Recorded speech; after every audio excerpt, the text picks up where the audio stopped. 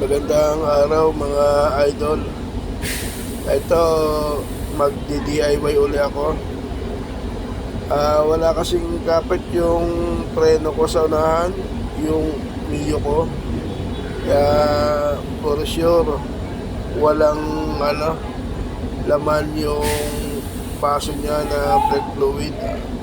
Kaya po, binuksan ko na po yung tornilyo, tinanggal ko gamit ang Philip. Ayan po, nasilip niyo po, wala pong laman, naubos. Kaya pala pag napreno ko, lubog yung yung preno sa niya, walang kapit.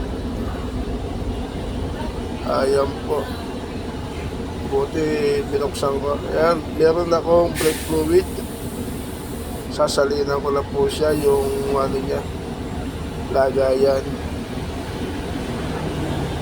Ayan na po, lalagyan ko ng brake fluid. Yan. Ayan na, may laman na yung baso-baso. Tapos bubuksan po natin yung leader sa ilalim. Ayan po, nabuksan ko lang po. Ayan, sasahurin natin yung brake fluid na tatapon para po magamit ko uli.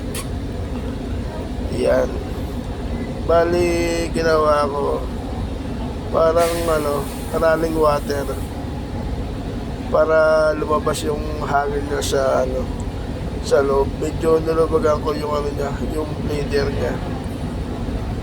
Ayan, parang siya, aagos yung yung brake fluid galing sa baso-baso niya hanggang sa caliper niya sa ilalim. Ayan po, nalagyan ko na, inaano ko lang po. Yan, natin tumutulo po yan, sinasalo ko po ng yung hiliwa kong lagay ng mineral. Yan po. Yan, ahigpitan ko na. Yan. Ayan, napatulo ko pa ng konti. Yan, kailangan lagi may laman yung baso sa taas para di magkahangin, kasi bukas yung leader sa baba Yan, yan po. Yan. Yan, okay na yung may laman na, kumakagat na yung preno niya. Yan, hinigpitan ko na lang yung leader sa baba. Yan. Yan, safety na yung sa safety ng ating pagmamaneho. Yan.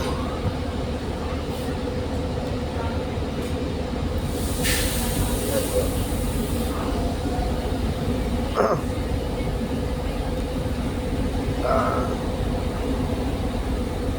Yan.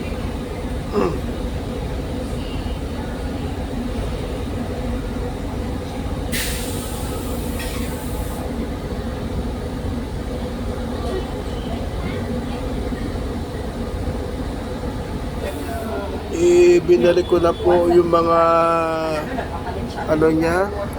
screw sa bearings.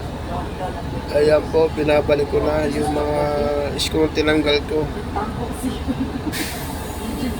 Ayan. Ganyan lang po kadali yung magpalit ng brake fluid sa motor. DIY lang. Ayan po.